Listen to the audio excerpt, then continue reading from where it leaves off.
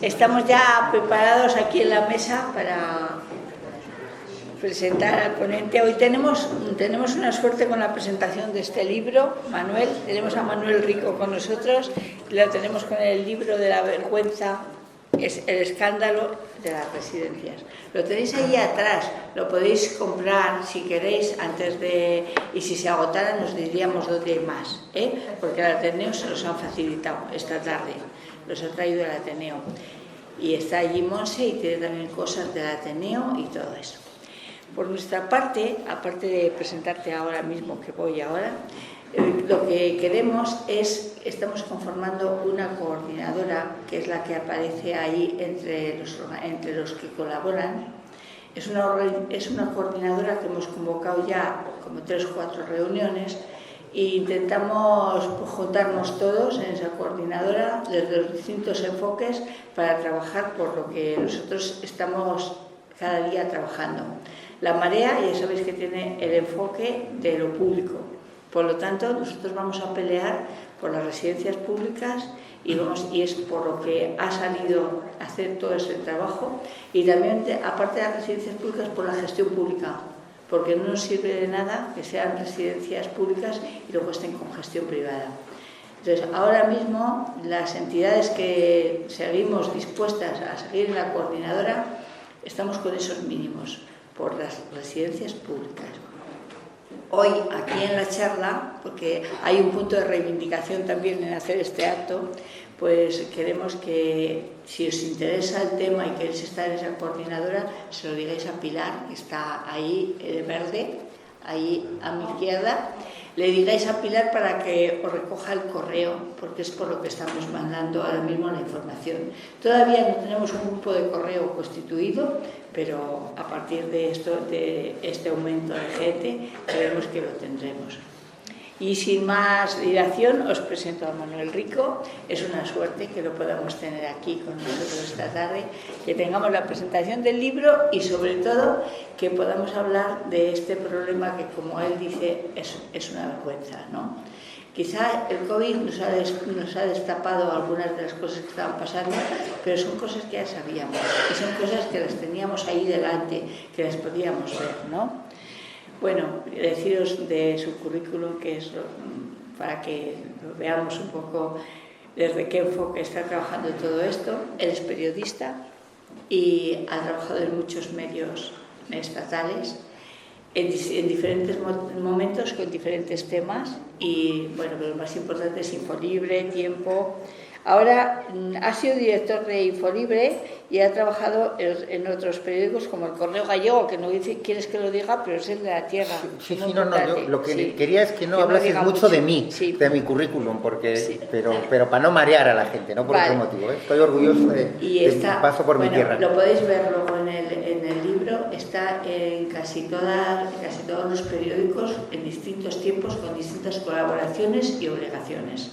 Pero hoy lo que más nos importa de él es lo valiente que ha sido y lo que trabaja día a día y lo que informa y lo que mueve a la población. Así que en eso te dejamos. Bueno, pues muchas gracias en primer lugar por las amables palabras, sin ninguna duda, pero por invitarme a estar aquí, por organizar este acto, ¿no?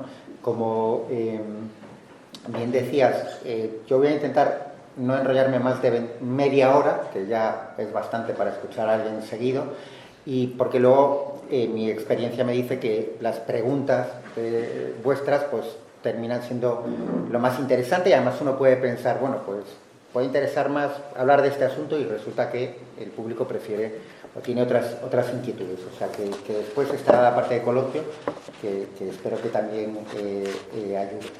Bueno, tenéis ahí el índice, he traído una presentación, siempre me ayuda a guiarme en la exposición y a veces también a vosotros, con 5 bloques que no van a ser iguales en extensión, pero quiero hacer 2 advertencias previas en general sobre la presentación. Una, todos los datos son siempre datos oficiales, salvo que diga lo contrario. Pues en el caso de La Rioja son datos solicitados a través del portal de transparencia al Gobierno de La Rioja en su momento, y pues, los datos del conjunto de España también solicitados a las 16 administraciones autonómicas y las 3 forales vascas, que son las competentes en el tema de residencias. Y luego la segunda advertencia es, siempre generalizamos al exponer, ¿no? El mundo de las residencias, estamos hablando de cuando llega la pandemia, más de 5.200 residencias. No todas funcionan mal, no todas no se cuida como se debe a los mayores, pero obviamente hay muchas donde es así, y por lo tanto, pero quiero que tengáis eso presente, pero obviamente hay que denunciar las cosas que funcionan mal y está bastante generalizado. Bueno, sin más preámbulos, vamos a empezar con el negocio de las residencias, ¿no?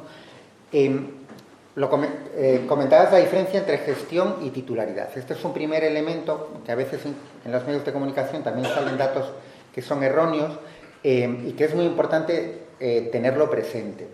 Una cosa es la titularidad de una residencia, que es quién es el dueño del edificio, por simplificar mucho, y otra la gestión. ¿Por qué? Porque hay esa cuestión que se llama gestión indirecta, que es un gobierno o un ayuntamiento es dueño de una residencia, pero la privatiza, se la adjudica a una empresa para que se encargue de la gestión, ¿no? Aquí os he puesto los datos de La Rioja. Luego, hoy creo que esta semana ha abierto una nueva, pero estos son los datos cuando llega la pandemia. Luego vamos a ver cómo está actualizado. Había 31 residencias, de ellas 9 de titularidad pública, pero solo 3 de gestión pública. Las otras 6, por lo tanto, estaban privatizadas, ¿no? El gobierno, de esas 9, el gobierno riojano tenía 7 y 5 están privatizadas.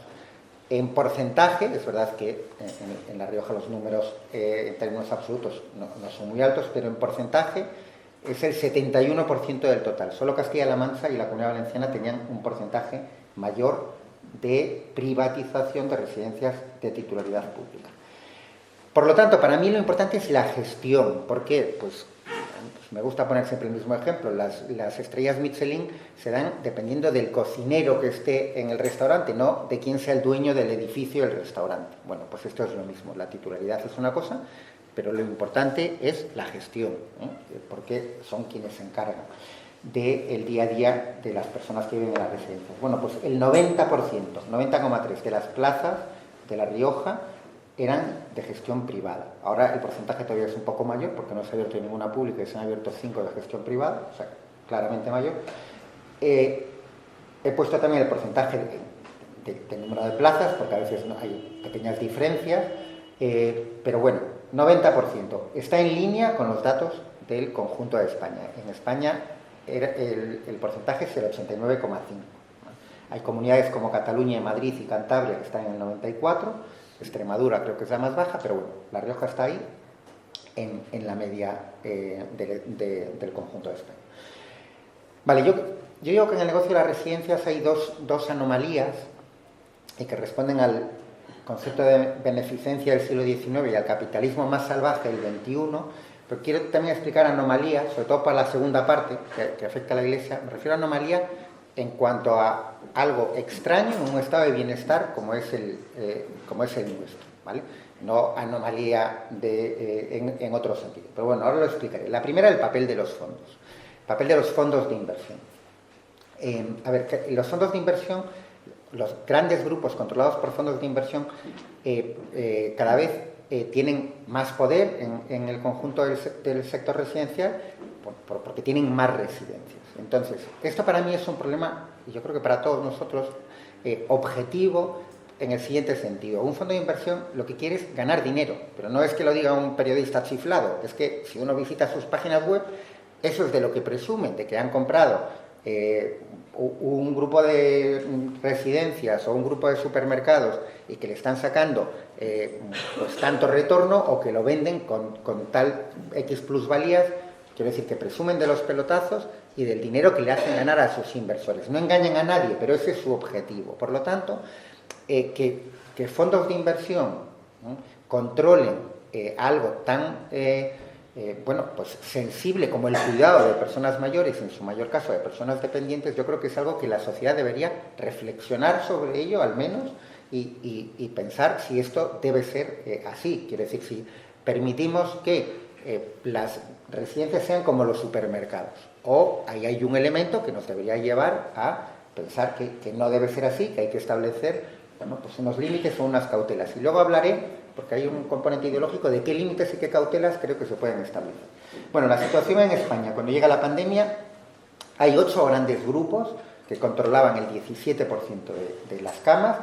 Ahí lo resumo brevemente. Por cierto, yo le voy a dejar la presentación a los organizadores del acto y si alguien tiene interés, estoy seguro que os la pasarán encantado, porque mi objetivo con estas reuniones, con estas charlas, es que se sepa la situación y para que todos reflexionemos y hablemos sobre ello en la medida de lo posible. Bien, grandes grupos. Domusvi es el hegemónico, es el único que tiene residencias en las 17 comunidades autónomas de España.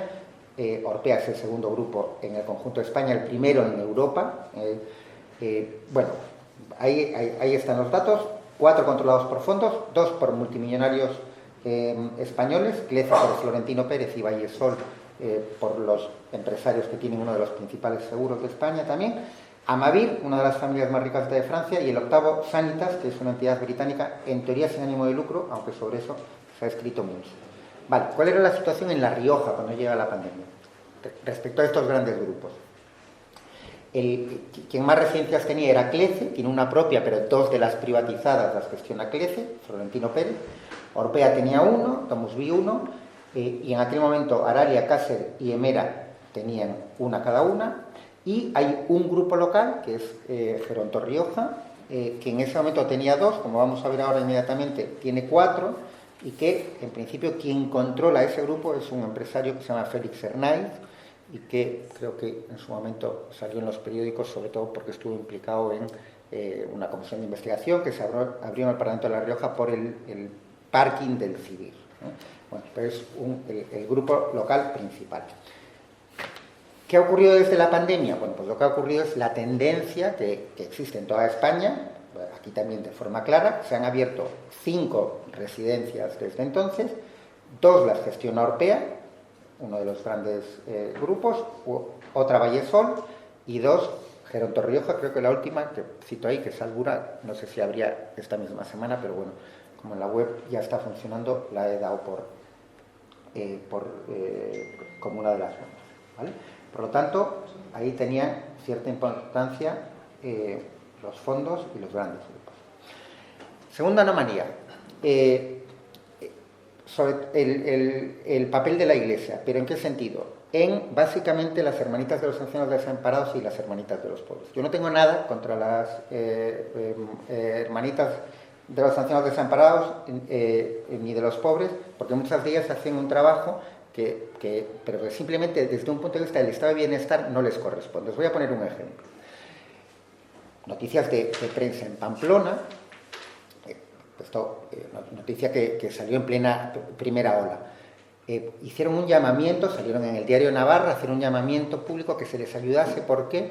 Porque como funcionaban es 2 monjas salían por la mañana, iban por las casas a recaudar limosnas, dinero, y la alimentación era de un supermercado de enfrente de la residencia, que claro, estaba cerrado por el estado de alarma y por lo tanto se habían quedado sin dinero y sin comida. Bueno, esto en un estado del bienestar, como se supone que somos según nuestra Constitución, no, es inadmisible, pero insisto, no por ellas, sino porque el Estado tiene que garantizar a todas las personas mayores unos cuidados dignos y por lo tanto no podemos tener una bolsa ahí que funcionan como un concepto decimonónico de la beneficencia, que es como se crean estas órdenes en su momento, básicamente en el siglo XIX. Bueno, por lo tanto, yo aquí la presión la pongo en las administraciones, que son quienes tienen que cambiar esto y garantizar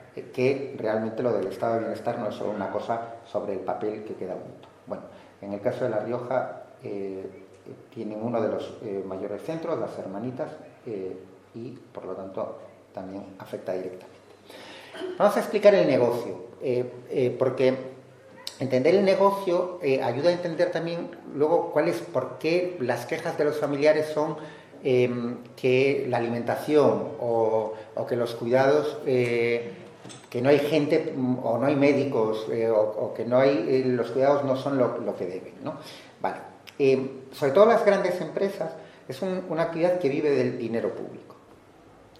Tienen hay tres vías por las que el dinero público puede terminar en una empresa privada, las cito ahí. Uno, la gestión indirecta del centro, que es lo que acabo de mencionar. Se privatiza el centro completo, la administración dice, bueno, yo te voy a pagar 4 millones al año y a cambio tengo derecho a lo mejor si la residencia tiene 200 plazas, a enviar a 100 personas a esa residencia, ¿vale? Por lo tanto, bueno, pues eso es la gestión indirecta. Lo otro es la concertación de plazas. No se privatiza el centro entero, sino que, pues, bueno, prácticamente como en los colegios concertados, el concepto es el mismo.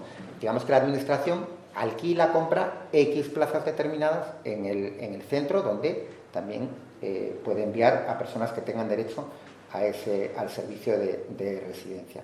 Y el tercero, que si queréis en el debate entramos en él, si no, no me voy a enrollar mucho, pero le encanta a las patronales, que es el cheque residencia, que básicamente era un elemento que debería ser de cierre del sistema, que es, no tenemos plazas públicas, por públicas se entiende de gestión pública, en una residencia de gestión indirecta o en una plaza concertada, no tenemos, entonces te damos una cantidad y tú, residente, la completas con tu dinero. Como máximo te damos 700 euros y tú con eso, bueno, pues vas y te buscas tu plaza de residencia y llegas tú a un acuerdo privado.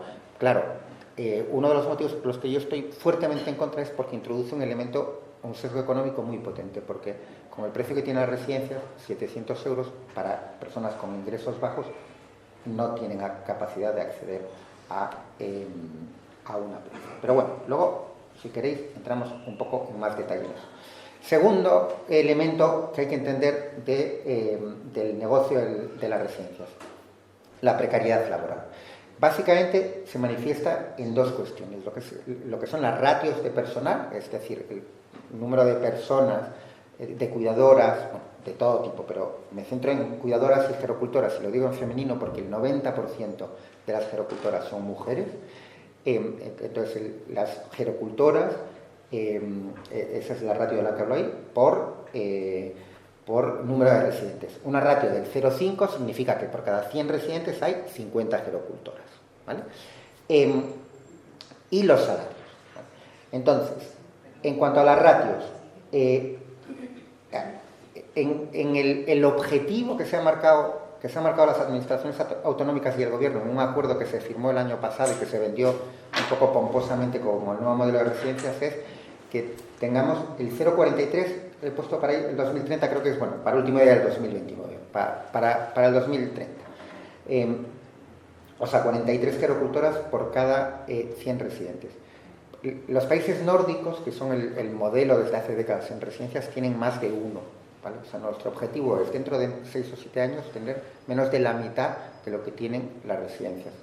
También es cierto una cosa, que en eso sí que no voy a entrar para nada, salvo que lo queráis en el coloquio, eso cuesta dinero. Quiero decir que lo que no podemos pretender es servicios como los países nórdicos y el fraude fiscal de España, que eso es bastante complicado, ¿no? Es decir, es otro debate, pero que lo tengamos en cuenta, ¿vale? Segundo elemento, el sueldo que reciben las gerocultoras. Básicamente, bueno, hay un convenio, que ahí están los datos, un convenio estatal, se renovó en junio de este año. Salario base de una gerocultora, 15.000 euros. Pues, como son 14 pagas, pues poco más de 1.000 euristas. Jornada laboral, 1.792 horas. Solo hay dos excepciones en toda España, que son Vizcaya y Guipúzcoa. Los territorios vascos, como os comenté, cada uno, o sea, las competencias son forales, y en Vizcaya y Guipúzcoa, bueno, pues ahí tenéis, ganan 5.000 euros más y trabajan 200 horas menos al año. Esto es porque, sobre todo en Vizcaya, pero en Guipúzcoa también, ha habido un movimiento sindical potentísimo, con huelgas muy potentes que se prolongaron durante el tiempo y, por lo tanto, por eso tienen unas condiciones mucho mejores. Lo digo porque los que no creen en que asociarse y pelear y luchar tiene premio, pues a veces no, pero desde luego la única vía que yo conozco para conseguir mejoras es esta. En este caso, básicamente es el sindicato ELA el que apoya esta reivindicación. El personal en una residencia debería ser en torno al 60%, entre el 60 y 65% del gasto total. Las residencias tienen una estructura de gasto muy fija. La mayor parte se va a personal, la segunda partida es la alimentación, que es la que cito aquí. Por eso, cuando alguien quiere hacer negocio con una residencia, tú, para ganar más dinero en una actividad, tienes dos opciones. O incrementas los ingresos o recortas los gastos. Incrementar los ingresos en una residencia es complicado porque el número de camas son los que son y ya lo que se cobra es muy alto, por lo tanto ahí tienes poco margen. Eso que lleva a recortar gastos. Y recortar gastos significa recortar personal, porque es eso, con diferencia la mayor partida, y una peor alimentación. Porque esa segunda partida debería suponer en torno al 10, 12, 15% del gasto total de una residencia. Ahí tenéis el dato. Es casi imposible encontrar una residencia que gaste más de 6-7 euros al día por residente, para todo, desayuno, comida, cena, merienda. Imaginaos lo que puede, de qué calidad estamos hablando. Muy complicado encontrar. A lo mejor hay alguna, porque obviamente yo no conozco las 5.200 residencias de España, pero he hablado con grupos. Hay cosas que son adjudicaciones públicas. En la Comunidad de Madrid hubo hace poco un cierto escándalo porque creo que salió a 5 euros lo que planteaban. Bueno, pero por eso es muy importante que entendamos el negocio, porque ¿por qué las quejas son de falta de personal o por qué las quejas son de la alimentación? Bueno, por esto, porque es el núcleo del gasto en una residencia. Otro elemento que también tiene su componente económico y también es muy importante que entendamos, pues me estoy enrollando bastante más de la cuenta, voy a acelerar, el tamaño y las habitaciones dobles. El tamaño, bueno, pues es una cosa obvia, quiere decir que cuanto mayor sea la residencia, más ingresos, pero esto es un problema y en el COVID se demostró. ¿Por qué? Porque las residencias, hay 4 informes de 4 comunidades diferentes, Cataluña, Castilla y León, Euskadi y Navarra, con gobiernos diferentes, donde uno de los elementos que influyeron en la mayor mortalidad en la residencia fue el tamaño de la residencia. Obviamente no en términos absolutos, que siempre va a haber más en Andalucía que en La Rioja, sino en términos relativos, la mortalidad fue mayor en los grandes centros. La Rioja, por cierto, tiene 4 centros de 200 o más plazas. Es una barbaridad absoluta, salvo que esas residencias estuvieran divididas en lo que se llama unidades de convivencia, de 15, 18, no más de 20 personas, bueno, pues para intentar replicar lo que debería ser una residencia, que es un hogar ampliado, pero no un hospital con camas a los 2 lados de los pasillos. Segundo elemento, relacionado con los centros, las habitaciones dobles. A mí es una de las cosas que cuando empecé a investigar el tema de las residencias más me sorprendió y más me indignó. La mayor parte de las habitaciones en las residencias de España son dobles. Y yo me pregunto, ¿cuándo como sociedad hemos considerado que es normal que una persona que pasa a vivir en una residencia tiene que pasar a compartir su vida con un extraño? Que a lo mejor es una persona maravillosa, pero ¿de verdad que lo querríamos para nosotros? O sea, eso es admisible.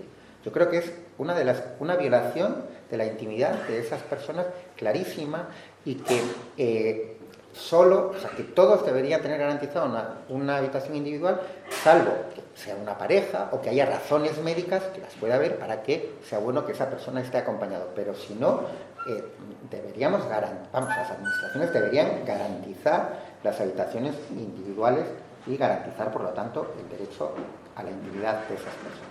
Bueno, el resumen me lo salto porque si no sí que no llego. Segundo gran bloque, la administración ausente.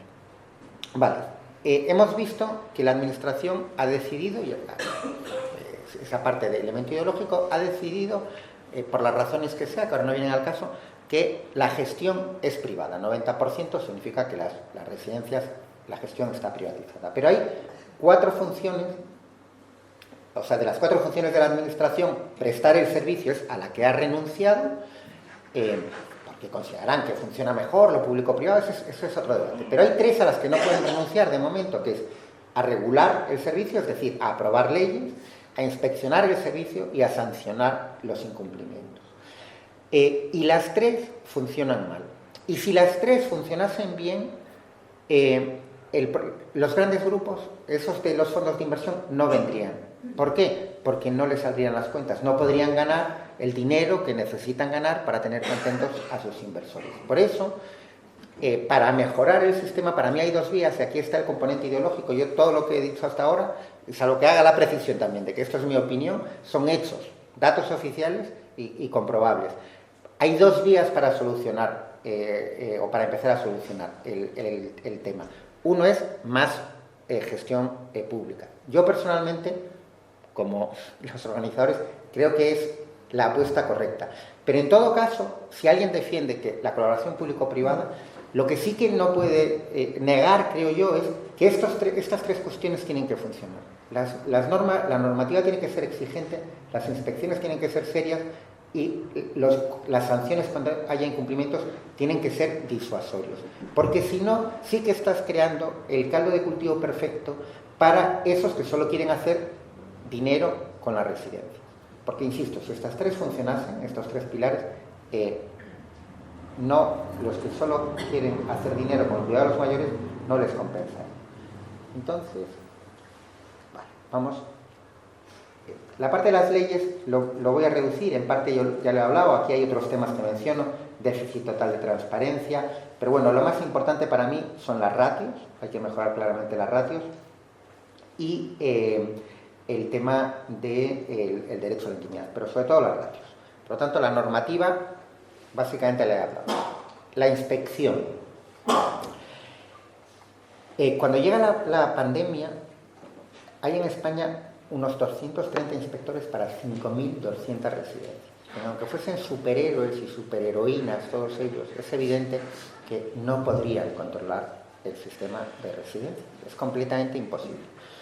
En La Rioja había 4 y es la segunda mejor ratio de toda España de relación número de inspectores, la ratio respecto a número de camas de plazas que tenían que controlar en las residencias. Solo en Álava era un poco más bajo. Eso, el número de inspectores, porque sin inspectores no hay inspección, eso es evidente. Pero luego tenemos un modelo de inspección completamente obsoleto e inútil. ¿En qué sentido? En que se fija en cosas de procedimiento, no de resultados. Es decir, que se fija en si... Bueno, pues en los procedimientos... A ver, ¿qué son los resultados? Y además ahí pongo el ejemplo de un modelo que funciona. ¿Cómo funciona el modelo en Alemania, el modelo de inspección? Las residencias tienen que enviar cada 6 meses una serie de criterios de calidad de los cuidados a una comisión independiente. Criterio obvio y fácil de entender por todos, el número de caídas, ¿vale? Muchas caídas en las residencias y es, bueno, quiere decir que obviamente si hay menos personal seguro que hay más caídas porque hay menos vigilancia, es un criterio objetivo, lo envían a esa comisión. Segundo, el inspector va al centro y habla, entre los residentes que tengan la posibilidad, selecciona un grupo de 9 residentes para que le expliquen qué vida llevan allí, qué hacen. Están 12 horas delante de un televisor, los levantan a las 6 de la mañana, como ocurre en muchísimas residencias de España, porque hay tan pocas gerocultoras que para poder levantarlos y asearlos tienen que empezar 2 horas y media antes del desayuno. O no, o se levantan media hora antes de desayunar porque hay personal suficiente. O sea, hablan con los residentes para que le expliquen qué actividades y qué vida tienen. Y con esos datos datos que envían a la comisión y con lo que recogen de sus conversaciones, tienen una charla, hablan con el centro, con la dirección, porque la inspección no debería ser solo un elemento punitivo, por decirlo así, sino que se inspecciona para mejorar. Por lo tanto, si tú inspeccionas un centro, las conclusiones que saques deberías hablarlo con la dirección del centro para ver qué se puede hacer para mejorar. Bueno, nada de esto que he comentado existe en el modelo español. Hay unas quejas tremendas por parte de los familiares de que las inspecciones a veces se avisan antes, con lo cual ese día está todo maravilloso. Yo no tengo... En Galicia hace poco inspectores denunciaron que era así. Yo no tengo pruebas de eso y por lo tanto no lo puedo afirmar, no me extraña, pero lo que sí que sé es que desde luego una inspección que va al procedimiento, a ver si hay 3 comidas como dice que tiene que haber, pero que no habla con los residentes y que no se fija en criterios de calidad, es un modelo de inspección que no sirve. Y tercer elemento, las sanciones. Tenemos un régimen sancionador, bueno, yo creo que se puede calificar de disparatado sin duda, donde en teoría sobre el papel puede haber multas de hasta 1 millón de euros, y a veces uno escucha a uno de la patronal, no, es que nos pueden multar con hasta 1 millón de euros. No, sí, os podrán multar, pero yo he analizado todas las multas en toda España del 2014 al 2019, 6 años, y en 6 años en toda España hubo 10 multas de más de 100.000 euros, en toda España, ¿vale? Hay regiones donde directamente no hay sanciones, os lo pongo ahí. Territorios sin ley en este sentido. Canarias se pusieron 2 sanciones en 6 años. En Extremadura 4 en 6 años. En Murcia 6 en 6 años. La Rioja, entre 2014 y 2019, 21 sanciones. La más alta, 6.300 euros. Bueno, para una residencia, obviamente, una sanción de 6.300 euros es una broma, directamente. O sea, es decirle, no, tú sigue cometiendo las infracciones que consideres porque te sale gratis, ¿no? Os he puesto ahí un ejemplo, para mí el más llamativo de La Rioja, una sanción de 2.100 euros en 2017 al Centro de las Hermanitas de los Ancianos Desamparados de Calahorra por no disponer de titulado médico 40 horas semanales como estaba establecido. Bueno, cumplir la ley le habría costado, puesto 15 veces más, no sé si lo tenían 10 horas, 20 horas, pero lo que todos entendemos es que si tú por no tener contratado a un médico te multan con 2.100 euros, ¿vale? Pues lo que le estás diciendo al centro directamente es, oiga, usted siga incumpliendo, que no pasa absolutamente nada. Eso genera lo contrario de lo que debería ser un régimen sancionador. Genera impunidad y no es un elemento disuasorio para nada. Vale, la primera ola de COVID en La Rioja. Datos oficiales del gobierno regional, gobierno autonómico, como os comenté. Marzo y abril murieron. ¿Por qué marzo y abril? Primero, yo pedí en toda España, para poder hacer análisis y comparativas homogéneas, los datos a principios de mayo de 2020. Marzo y abril fueron los 2 meses peores con diferencia. Luego hubo en la tercera ola, en algunas comunidades como Andalucía, también hubo datos muy bueno, pues, desoladores. Pero bueno, para ser homogéneo, marzo y abril de 2020 es donde fue el gran impacto y sobre todo desde el punto de vista de denuncia, donde fallecieron muchas personas sin asistencia hospitalaria, porque eso es también lo grave, porque claro, hoy murieron no solo personas que vivían en residencias, lo grave es que ni siquiera, esto pasó básicamente en Madrid, Cataluña, León y Castilla-La Mancha, pero que muriesen sin asistencia hospitalaria. Os he dado el dato al principio de los más de 20.000 residentes que fallecen en esos 2 meses y medio, si lo llevamos hasta finales de mayo, más de 12.000 no recibieron asistencia hospitalaria, básicamente en esas 4 comunidades. El dato de La Rioja apunta, yo tengo estos datos, no he analizado con más detalle cada uno de los centros, pero que el hecho de que el 63% fallecieran en los hospitales apunta también claramente a que hubo algunos momentos en los que no se derivó a los hospitales a personas que se deberían haber derivado. ¿Por qué? Porque en circunstancias normales es muy extraño que en una residencia fallezcan más del 20%, que más del 20% del total de fallecimientos se produzcan en una residencia. ¿Quiénes son? Personas que realmente están en un momento terminal de su vida y que por lo tanto no tiene ningún sentido llevarlos al hospital, y muy importante, con el consentimiento de los familiares. Se habla con los familiares y se les dice, mire, ante esta situación ustedes tienen algún inconveniente. Bueno, eso no fue lo que ocurrió en muchos lugares de España durante la pandemia, durante esta primera. 12 de 31 residencias que estaban operativas en aquel momento tuvieron 10 o más fallecidos en La Rioja, y bueno, os he anotado ahí los centros donde hubo más fallecimientos.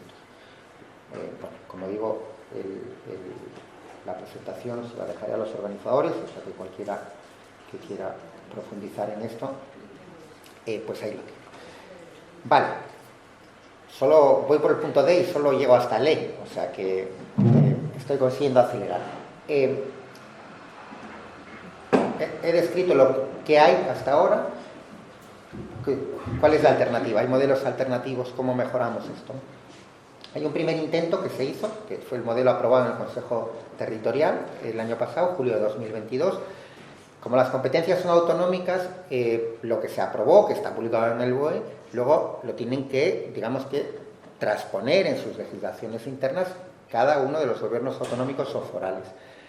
Solo Navarra y Comunitat Valenciana lo habían llevado a su normativa interna, y la Comunidad Valenciana, yo creo que con el cambio de gobierno no lo va a aplicar. Aprobó un decreto que bueno, pues era bastante un avance significativo, y creo que no lo va a hacer. Pero bueno, este es el modelo que se aprobó en el Consejo Territorial. Desde el gobierno central se vendió de forma un poco rimbombante. Si uno compara lo que salió aprobado con el primer borrador que hubo, bueno, pues uno va viendo los recortes uno tras otro para seguir los intereses de la patronal, ¿no?, en temas como número máximo de plazas, etcétera. Ahora, ¿es mejor este modelo que el que había hasta ahora? El que hay hasta ahora en muchas comunidades, sí, claro, pues que es de los años 80, si no llega a ser mejor, pues, en fin, apaga y vámonos, ¿no? Los datos principales. Se establece que un máximo de 120 plazas en ciudades o zonas de gran densidad de población. Problema, no afecta a los centros ya existentes. Si tienen pedida licencia de obra, ya no entran en este máximo.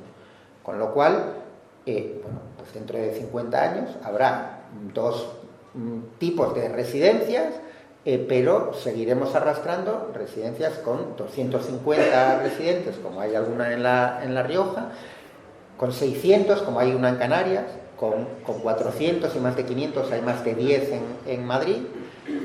En España, en el año pasado había más de 900 residencias con más de 120 plazas, más otras 300, 400 que podían estar en construcción con licencia de obra.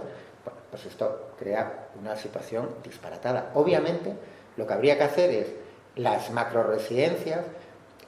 Ahí sí que yo veo, por ejemplo, que se podían invertir fondos europeos de esos para, obviamente, habría que ayudarles a alguien que tiene un centro de 150 plazas. Tú le estás pidiendo desde la administración o exigiendo, no, tienes que convertirlo como mínimo, trocearlo en 5 unidades de convivencia, ¿vale? Pues oye, que eso se financie, porque es para la calidad de vida de las personas mayores. Para eso debería haber dinero público, ¿no? Pero bueno, que ni se va a intentar. Módulos convivenciales, de los que os hablaba, un máximo de 15 plazas, pero establecen tal número de excepciones por imposibilidad de reforma constructiva. Oiga, pues si es imposible que ese edificio se adapte a un modelo de residencias digno, pues tendrá que cambiar de edificio o lo que sea, pero no, el concepto no será que se perjuicio para las personas mayores porque el edificio no es como nosotros queremos, ¿no? Habitaciones individuales, lo mismo, al menos 25% en residencias existentes de titularidad público-privada con concierto, y al menos el 65% en centros nuevos. ¿Por qué? O sea, que si tú vas a un centro nuevo tienes más posibilidades de que se respete tu derecho a la intimidad que si vas a uno que ya existe. ¿Cuál es la lógica política o administrativa detrás de eso? Pues ninguna, salvo proteger los intereses de los que ya tienen residencias ahora. Ratios de personal, lo he mencionado, 0,43 gerocultoras, sube hasta el 0,51 con otro personal de gestión directa que se llama, que es, pues, otro tipo de cuidadores. Entran ahí también los trabajadores sociales, pero fisioterapeutas, etcétera. Eso es gestión indirecta frente a gestión indirecta, que serían, pues, limpiadores, por ejemplo. Bueno, 0,43 completamente insuficiente. Y con un problema grave, que no quería que se me olvidase, respecto a cómo se miden las ratios.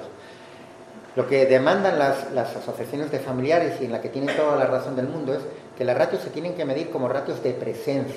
Es decir, no que estén en plantilla, porque en plantilla están, pero claro, hay cosas increíbles, que es que los trabajadores se ponen enfermos, tienen vacaciones, etcétera, etcétera. Por lo tanto, no es cuántos figuran en la nómina de la empresa, es cuántos están realmente presentes cada día. Y eso es como se debería medir, cosa que no se hace. Vale, esto es lo que se pactó. Lo que viene ahora, de todo lo que de mi exposición, esto es lo que opina Manuel Rico, que nadie tiene por qué creerle, y obviamente pueden ser cosas que estéis completamente en contra. Bueno, eso es una opinión, no son hechos como lo anterior. Que básicamente lo que planteo aquí, obviamente, es hacer todas las cosas que he ido criticando, pues cambiarlas, ¿no? Pues pura lógica, si uno cree que existen tales problemas, pues darles la vuelta, ¿no? Elevar las ratios de personal, combatir la precariedad laboral, mejorar la formación de las cuidadoras, derecho a la intimidad, derecho a la salud, que se vio clarísimamente violado durante la pandemia, bueno, gestión pública y dinero público. Hay temas de transparencia, el hecho de si se puede permitir que fondos, por cierto, que muchos de esos fondos de inversión tienen estructuras que terminan en paraísos fiscales, que esa es otra. Son organizaciones que viven básicamente del dinero público, pero hacen luego todo lo posible para no contribuir al erario público con sus impuestos. Pues, es otra cuestión que yo creo que desde un punto de vista administrativo habría que ver y tomar medidas para quienes al final están en un paraíso fiscal, ¿no? En el Tomusvi, el grupo hegemónico en España, bueno, lo publiqué, en el libro está el gráfico, lo publiqué en Infolibre, había hasta 10 niveles diferentes hasta llegar a la matriz. O sea, el grupo, la sociedad en España, que tenía su sede en Vigo, era propiedad de una empresa en Francia, esa de otra empresa en Francia, esa de otra, a eso le voy llamando niveles, ¿no? De otra empresa en Francia. La tercera de Francia, de una de Luxemburgo, la de Luxemburgo de otras dos, y luego terminaba en Jersey. 10 niveles, por los que iba pasando el dinero de ese residente o de esa administración pública hasta que llegaba a los dueños, que se esconden en un paraíso fiscal y que utilizan esa estructura complicadísima, entre otras cosas, para no pagar impuestos, mediante préstamos intragrupos, etcétera, etcétera. Un rollo con el que sí que no os voy a marear, pero que es así. Servicio de inspección, lo hemos hablado, hay que cambiarlo por completo, régimen sancionador, con las inspecciones y con las sanciones. Tiene que ser transparente. Las administraciones no publican las inspecciones ni las sanciones. ¿Por qué? Porque les preocupa más defender los intereses de las empresas que de las personas mayores. A ver, si realmente tuviésemos claro que en el eje está el residente, la residente, todo lo demás caería de cajón. Entonces, las inspecciones tienen que ser públicas, por supuesto. Y el gobierno regional, el gobierno autonómico de La Rioja puede poner una web donde junto al informe de la inspección el director del centro puede dar su opinión sobre la inspección, porque en el eje tiene que estar el ciudadano que quiere ir a una residencia o que tiene un familiar al que tiene que llevar a una residencia y por lo tanto tiene derecho a conocer esa información. Y lo mismo con las sanciones, cuando sean firmes. Yo no digo en una primera sanción, pero una vez que las sanciones son firmes, ¿pero cómo no van a tener derecho los ciudadanos que quieren ir a una residencia? No van a tener derecho a saber si esa residencia ha sido sancionada 5 veces y por qué, ¿no? Bueno, pues nada, el tema de la transparencia, suspenso absoluto. Y esta ya es la última, que hacer, que bueno, pues yo creo que en el ámbito político hay que promover reformas normativas serias. Yo creo mucho en la política como la mejor forma de organizarnos y mejorar como sociedad, y yo creo que tenemos que presionar para que se hagan cambios y que vayan en esta dirección. El ámbito sindical, para mí, las huelgas de trabajadoras de Vizcaya y Guipúzcoa son un ejemplo a seguir. Ámbito de residentes y sus familiares, establecer alianzas entre sindicatos, pensionistas, asociaciones de familiares de residentes, todo tipo de asociaciones. Y en el ámbito judicial, tampoco voy a entrar, pero yo creo que habría que utilizar de forma más creativa la vía del contencioso. Por ejemplo, yo creo que un pleito bien planteado en el contencioso sobre las habitaciones dobles, que podría llegar a ganarse y bueno, pues se podría crear jurisprudencia. Pero bueno, esto a lo mejor es que yo soy muy optimista. Y esto es, y muchas gracias, me enrollo más de la cuenta, espero que no haya sido demasiado aburrido y quedo a la espera de vuestras preguntas.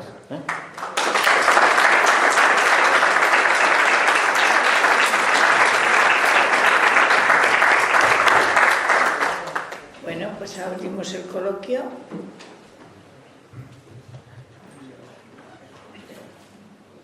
Bueno, ahí está Javier en medio. Bueno, me gustaría hacer un comentario relacionado con las fórmulas de participación que se deberían de plantear en las propias residencias, ¿no? En este caso, la normativa debiera regular la participación de los residentes, en aquellos casos los que sean válidos y tengan la capacidad, incluso, ¿por qué no?, de formar parte no sé si del Consejo de Administración de la residencia, pero sí al menos en un sitio donde se pudiera discutir los problemas de la residencia. Y en aquellos en los cuales las personas no son válidas, pues efectivamente abrir esa participación a los familiares para que fueran en alguna medida los que custodiaran la realidad legal en cada una de las residencias, ¿no? Y me parecería que eso es una fórmula que puede permitir también tratar de luchar para que la convivencia y la mejora en las residencias de mayores, pues bueno, pues sea una realidad. Estoy totalmente de acuerdo. Al 100% debería ser como las APAs en los colegios, ¿no? Evidentemente en cada residencia debería haber un consejo de residentes, o como le quieran llamar, donde efectivamente los que puedan por razones cognitivas participar, y si no los familiares, pero que si hiciese un seguimiento iría en la línea de la transparencia, iría en la línea de mejora del centro, porque nadie mejor que ellos o que sus familiares saben que funciona bien o mal, y obviamente con representación del propio centro y de las administraciones que tienen que enterarse cómo funcionan las cosas para mejorarlas. Absolutamente de acuerdo, es algo que yo creo que se cuentan con los dedos de la mano los centros que lo tienen, pero obviamente eso debería aprobarse en la normativa autonómica, en la ley de servicios sociales o en la ley de residencias, que en algunas comunidades autónomas hay una ley específica, que yo creo que sería bueno que hubiesen todas, pero debería ser una obligación legal. Totalmente de acuerdo, y es una de las cosas que mejoraría sin duda la situación. Pilar. O sea, Pilar, luego Goyo. Vale. ¿Aquí? Pilar. Nada más, muchas gracias por tu trabajo, tu investigación, y muchas gracias por venir. Y quería preguntarte lo que ha supuesto la coordinación, si ha habido, entre la Consejería de Servicios Sociales y la Consejería de Salud. Sé que en Madrid ha habido mucho problema, pero quería saber si sabes de alguna comunidad más que haya incidido en Yo creo que el tema del COVID. Y tenía otra pregunta. Por favor. Que nos hablaras un poco del tema de la ley de dependencia. O sea, ¿qué factor ocupa en toda esta historia de las residencias? Vale. A ver, respecto a la coordinación, bueno, sí, efectivamente Madrid explotó porque, bueno, llegó a dimitir el consejero de Políticas Sociales, pero yo creo que es un problema histórico en la mayor parte de las comunidades autónomas. Yo no me sé la historia de todas las comunidades autónomas, pero he hablado con diferentes personas de diferentes comunidades autónomas, y es un clásico que no estén bien coordinados políticas sociales, o como se llame en cada asuntos sociales, como se llame en cada lugar, y sanidad. Y esto es fundamental también cambiarlo, ¿no? Lo que pasa es que, fíjate, igual que los consejos, yo lo veo más factible cambiarlo, porque es aprobarlo por ley, esto que ojalá cambiase, ¿no? Pero es como la atención primaria. La atención primaria en muchos lugares vive de espaldas a las residencias, pero no obviamente por el personal de atención primaria que ya va al límite en la mayoría de los sitios, sino que precisamente como van tan al límite, bueno, pues se supone que en la residencia alguien se encargará de esa atención sanitaria, pero el residente, ¿cuándo perdió el derecho a la sanidad universal? ¿Dónde pone eso? Lógicamente lo que debería haber es en cada centro de atención primaria, dependiendo de las residencias que le correspondan a esa área, una persona encargada de ello. Pero claro, eso significa personal, significa invertir en sanidad, no recortar en sanidad, porque si no habrá menos, ¿no? En cuanto a la ley de dependencia, yo en el libro le dedico un capítulo a la ley de dependencia. A ver, la ley de dependencia esto vuelve a ser mi opinión, yo creo que fue una ley excelente, intentó establecer la ley en sí, luego con lagunas evidentes, pero una ley excelente, pero con un problema básico, que es cuando se aprueba, muy pronto llega la gran crisis económica, entonces al final no ha habido dinero. Consecuencia, que si tú tienes una ley maravillosa sin dinero, pues tienes un problema serio. Eso ha llevado a las famosas listas de la dependencia porque ha habido años en que llegó a haber más de 300.000 personas. ¿Cómo se generan las listas de la dependencia? Por dos vías. Realmente le llamamos listas, pero vienen de dos vías diferentes. Una vía es una persona pide que se le valore para ver si tiene derecho a alguna prestación de las que marca la ley de dependencia. Las prestaciones pueden ser pues ir a un centro de día, por ejemplo, tener derecho a una plaza en la residencia es como lo más alto de la prestación, ¿no? Vale, se le pide que se le valore, imaginemos, se le valora y se dice, sí, usted tiene derecho a la prestación residencial, vale, pero no le dan la plaza y por lo tanto está en la lista, se le ha reconocido un derecho, pero no se ejecuta ese derecho. Segunda vía por la que se genera la ley de dependencia, que es todavía más perversa, es por ley, desde que alguien solicita ser evaluado hasta que se produce esa evaluación, deberían pasar como máximo 6 meses. ¿Qué pasa? Hay gobiernos donde pasan 9 meses, pasan 10, pasan 12. Canarias estaba liderando esa lista, yo creo que Cataluña también. Valencia durante años, Comunidad Valenciana, en los últimos años había cambiado bastante, pero por lo tanto te tienen ahí en un limbo que ni siquiera te valoran y por lo tanto no generan la plaza, pero es una irregularidad además añadida porque entonces la ley de dependencia está muy bien, ahora necesitamos el dinero para aplicarlo. En las elecciones que gana Mariano Rajoy en el 2011, y no toméis esto como un comentario político porque no voy ahí, pero sí que me parece muy significativo. 3 días antes de las elecciones da una entrevista al País y el titular es que la ley, no es literal, pero sí la idea, se puede buscar fácil además, que la ley de dependencia no es sostenible, ¿vale?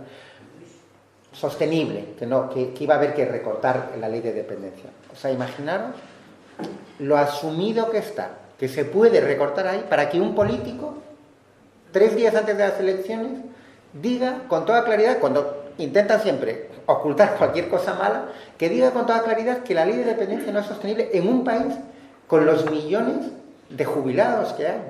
O sea, es tremendo, es tener completamente asumido, que también será por otros elementos como el edadismo, etcétera, pero que ahí se puede meter la tijera y que no pasa nada, ¿no? Entonces, pues la ley de dependencia, bien, hay que mejorarla. Yo, por ejemplo, en el tema de cheque residencia, que la ley de residencia lo plantea como un cierre del sistema, al final se está colando por ahí muchísimo, se está desviando mucho dinero público por esa vía. Es una buena ley, pero necesita dinero, obviamente, para aplicarla. Y ya, después de 10 años de experiencia, también otras mejoras normativas. Pero básicamente, dinero. Algo se puso en el anterior gobierno, pero desde luego ni de lejos lo que se necesita. Y sobre todo, insisto, ahí sí que hay una parte de financiación del gobierno central, otra de los autonómicos, pero tenemos que presionar cada uno a nuestros gobiernos autonómicos, que son quienes tienen la responsabilidad. Insisto, aquí también hay una parte del gobierno central que tiene que poner una parte de la financiación. Goyo.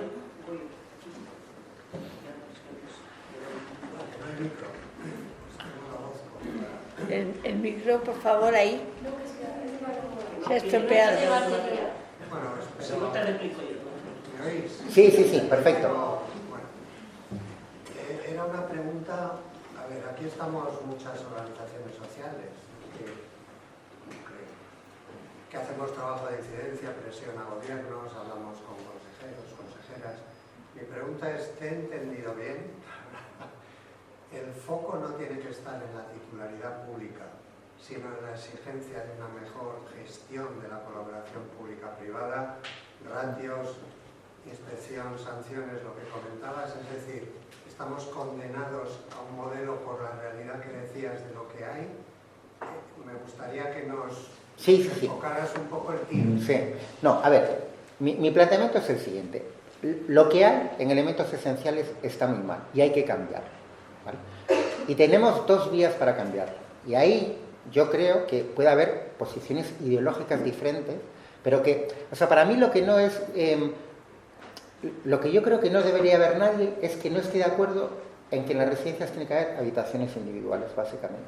O en que no puede ser que pretendamos darle una alimentación digna a un residente con 5 euros al día. O que es evidente que si hay una gerocultora tiene que encargarse de levantar a 15 personas, que no lo puede hacer. O sea, eso no son unas cuestiones, no es una cuestión ideológica. En eso deberíamos estar todos de acuerdo. Vale. ¿Cómo llegamos ahí? Mi experiencia es que las residencias de gestión pública tienen más personal, tienen más medios en general, y yo, por mi ideología, que nadie tiene que compartir, defiendo que hay que potenciar lo público al máximo. Ahora bien, si yo estoy hablando con una persona, o alguno de los aquí presentes, compartiendo los objetivos, que creo que los tenemos que compartir, dice, no, pero yo creo en la colaboración público-privada. Vale, digo, perfecto, la colaboración público-privada, pero lo que no puede hacer la administración es renunciar a poner unas normas exigentes, a tener un servicio de inspección serio y a tener un régimen sancionador digno de tal nombre. Y mi pronóstico, basado en los hechos, es que si eso fuese así, si eso estuviese vigente, los fondos de inversión no iban a venir. ¿Por qué? Porque si en vez de lo que tienen ahora en algunos sitios, 25 gerocultoras por cada 100 residentes, por ley tuviesen que tener 100, pues ya no venían, porque no pueden ganar el dineral que intentan ganar. Y si cada vez que hay una violación de derechos humanos le cayese una multa de 200.000 euros y si estamos hablando de algo muy grave, se le retirase la potestad para presentarse a concursos en 5 años, pues tampoco venía. Eso es lo que yo pretendía presentar, que yo creo que con independencia de ideologías deberíamos ser capaces en ponernos de acuerdo en que tenemos que mejorar ya el sistema de residencias. Y también deberíamos ser capaces de ponernos de acuerdo en qué cosas hay que mejorar, porque son tan obvias que es que no estamos hablando del color de la pintura de los centros de residencias. Y en lo que podemos discrepar, porque por fortuna en las sociedades hay discrepancia, es en cómo llegamos ahí. ¿Vale? Pero a mí, que defiendo claramente y estoy claramente en la posición de la gestión pública, si me pones las otras 3 cosas, también me vale, porque vamos a llegar al mismo sitio, dando una vuelta. Es decir, a lo mejor yo me quiero empeñar en tirar el muro a cabezazos, pero yo lo que quiero es tirar el muro. Y si hay alguien que dice a cabezazos, no va. Pero si hacemos este rodeo, llegamos al mismo sitio, a mí me vale. Pero insisto, esto es mi opinión personal. Lo otro es indiscutible. Si tuviésemos esos 3 elementos que son de la administración y que no los puede delegar, porque por fortuna legislar todavía no lo han privatizado, quiero decir, eso existió en la Edad Media, ¿no? Pero si simplemente con esos 3 elementos, una normativa seria, de verdad, inspecciones y sanciones, el 80% del problema está solucionado. No sé si ahora me he explicado mejor, pero... Por aquí teníamos una palabra, es la tuya. Hola, buenas tardes. Yo quería saber, administrativamente hablando, con el tema de la pandemia, si administrativamente hablando se ha aprendido algo y si hemos mejorado. Y si tienes algún dato concreto en la federación. A ver, yo creo, el otro día, yo obviamente para hacer el libro he intentado hablar con el máximo número, bueno, mi trabajo periodístico, de personas. El otro día estaba con una persona de un gran grupo de residencias, no de un fondo de inversión, pero de un gran grupo. Me dijo, mira, Manolo, por desgracia se ha mejorado muy poco. El intento serio de mejorar fue ese modelo de residencias del que os he hablado, que empezó con un borrador que era muy bueno y que fueron recortando, pero sobre todo que es que hay que transponerlo a las normativas autonómicas. La ley que se aprobó en Navarra es, yo creo que la mejor que hay en este momento en España. En Cantabria hubo cambios que se hicieron ya a finales del 2020, principios del 21, en el tema de número máximo de plazas, que están bien. El decreto valenciano es bueno, pero insisto, además en Valencia, en la Comunidad Valenciana, la patronal es muy potente y yo creo que no se va a llevar a cabo. Entonces, para mí la principal mejora es, y lo que voy a decir puede parecer poco, pero no lo es que yo creo que parte de la sociedad ha tomado conciencia de que existe ese problema. Y el primer paso para solucionar un problema es saber que existe. Y yo creo que eso, y yo soy periodista, me pongo el primero en la fila de responsables, he sido además director de medios, subdirector. a mí en el 2019 yo no sabía cómo funcionaban las residencias y los medios de comunicación no mirábamos a lo que ocurría en las residencias. Caramba, lo que ha tenido que pasar para que empecemos a mirar, pues es como para que no hubiese pasado, ¿no? Pero esa es para mí la mayor, el mayor cambio. Yo estoy seguro que esta charla en el 2019 no habría tenido la presencia que hay hoy, que os agradezco en el alma, porque me parece muy impresionante. Creo que he tenido 2 entrevistas. Estoy seguro que hace 3 o 4 años no habría habido ninguna entrevista. Obviamente lo importante no es que entrevisten a Manuel Rico, de lo que estoy hablando es que tenemos algo de conciencia.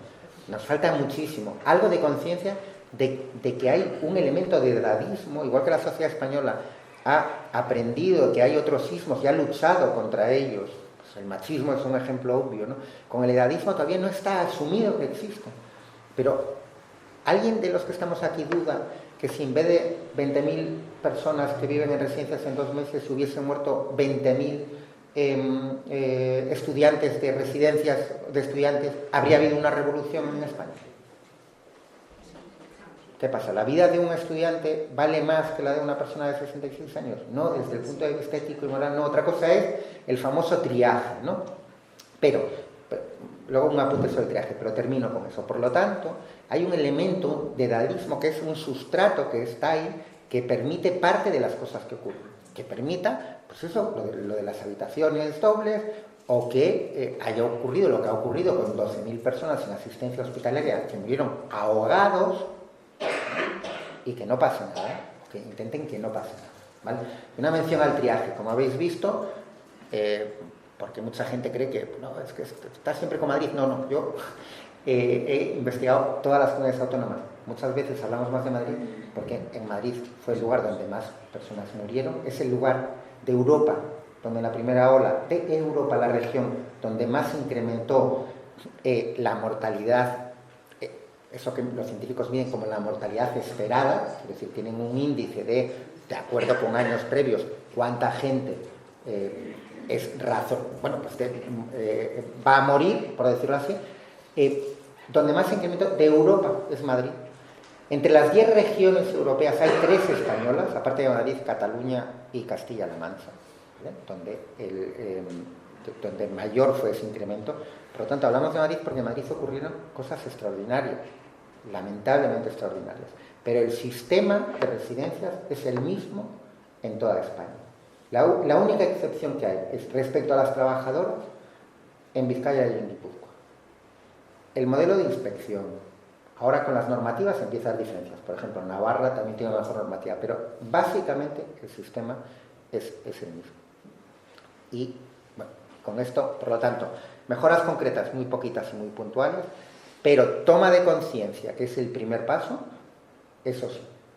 Yo creo que eso está ahí y que ha mejorado y que tenemos que seguir impulsando, y por eso yo creo que son tan importantes actos como este, y por eso les agradezco tanto a María que lo haya organizado y a vosotros vuestra presencia, porque yo creo que para lo que tiene que servir es para que hablemos de estas cosas en nuestros círculos, para que la gente sepa, porque lo primero es que tiene que saber. La gente no sabe cómo es la vida en las residencias, no sabe cuál es la situación, no solo lo que pasó, sino cómo es la vida hoy, ¿no? Y mañana y pasado, y por eso tenemos que hablar de ello, para que la toma de conciencia, aunque sea gotita a gotita, se vaya extendiendo.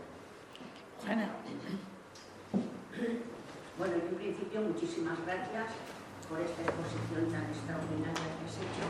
Gracias a Marea también, porque toquemos este tema tan cercano, no solamente por los familiares que han estado, están y que vamos a estar en las residencias, y porque verdaderamente los medios de comunicación hayan tomado esa decisión de llevarlo a la ciudadanía y concienciar al resto de la gente, porque los familiares sí que sabíamos cómo funcionaban, sí que sabemos cómo funcionan y sí que vamos a saber cómo funciona, porque en definitiva muchísima gente vamos a tener que ir a esas residencias y sobre todo vamos a tener que ir en una situación no lúcida, sino de dependencia, que eso es lo más grave que nos pueda suceder, que lleguemos allí en una situación en la que ya no podamos tener posibilidades de, como personas individuales, hacer nada.